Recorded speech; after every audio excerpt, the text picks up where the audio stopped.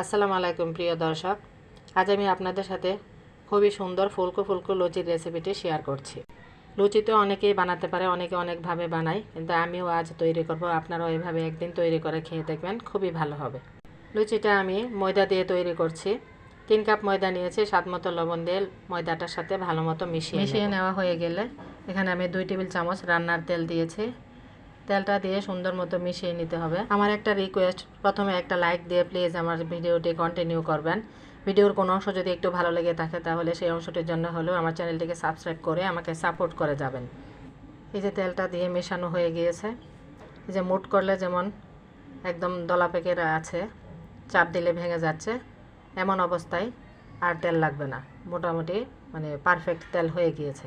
আমি কুসুম গরম পানি দিয়ে ডোটাকে মেখে নিব।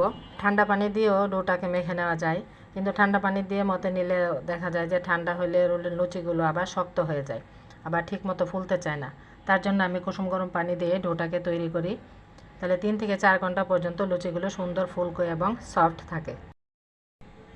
সব সময় লুচি তৈরি করলে আমি চেষ্টা করি যে ময়দা দিয়ে করার, আটা থেকে ময়দা দিয়ে করলেই আমার কাছে ভালো মনে হয়।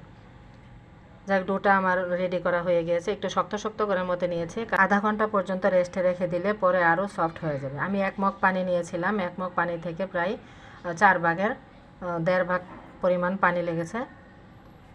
এখন আমি উপর দিয়ে কিছুটা পরিমাণ তেল দিয়ে আধা ঘন্টার জন্য এটাকে রেস্টে রেখে দিব। রেস্টে রাখার পর আরও কিছুটা সফট হয়ে যাবে। প্রথম অবস্থায় যদি আমি নরম করে মেখে নিই তাহলে রেস্টে রাখার পর আরও বেশি নরম হয়ে যাবে। তার জন্য শক্ত শক্ত করে ডোটা মেখে নিয়ে তারপর ঢেকে রেখে দিতে হবে। যে আধা ঘন্টা পর চলে এলাম, দেখুন খুবই সুন্দর সফট হয়ে গিয়েছে। এবার বেলার সময় খুবই সহজভাবে বেলানো যাবে। এবার আমি এটা থেকে ছোট ছোট করে লিচি কেটে নিব। লিচিগুলোকে একই সাইজ করে করতে হবে, তা না হলে আবার একটা ছোট একটা বড় হয়ে যাবে। তার জন্য একই সমান যেন হয় সেই রকমভাবে লিচিগুলো তৈরি করে নিতে হবে।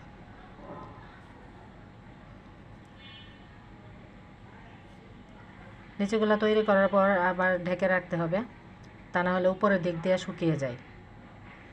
যে সবগুলো লিচি তৈরি করা হয়ে গিয়েছে। লিচিগুলো তৈরি করা শেষ। এবার ঢেকে রেখে রেখে আমি লিচিগুলো থেকে নিয়ে একটা একটা করে লুচি বানিয়ে নেব। যে পিঁড়িটার মধ্যে তেল মাখিয়ে নিতে হবে, তা না হলে আবার পিঁড়ির মধ্যে লেগে যাবে।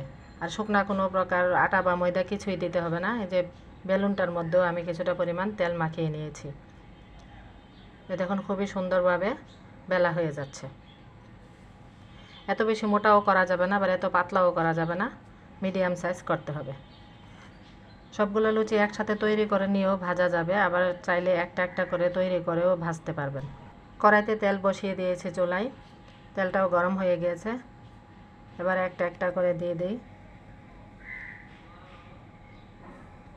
আমার বাসায় লুচি তৈরি করলে তো আলুর দম তো অবশ্যই লাগবে।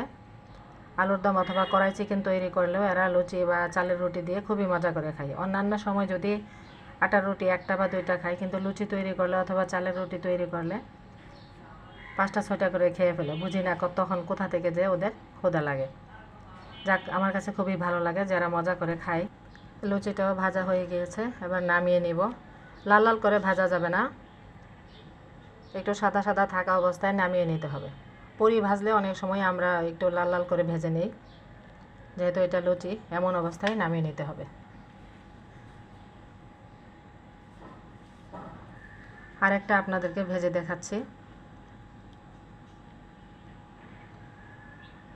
কোনো একটা জিনিস তৈরি করলে যদি ঠিক মতো বা মনের মতো না হয় তখন কিন্তু ভালো লাগে না।